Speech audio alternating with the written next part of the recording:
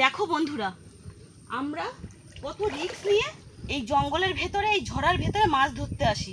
শুধু দেখেছো, গাছে গাছে শেকড়ে শেকড়ে পুরো এঁটে গেছে। শুধু দেখো, কিন্তু কি করব, সুন্দরবনের মানুষের জীবনযাত্রা তো কষ্ট তো করে খেতেই হবে, কিছু করার নেই।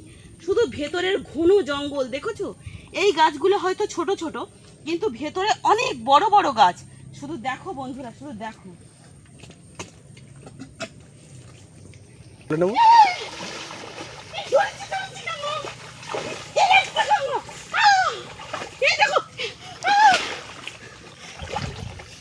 কি বড় বড় আবার চলে গেল। না, ধরেছি ধরেছি।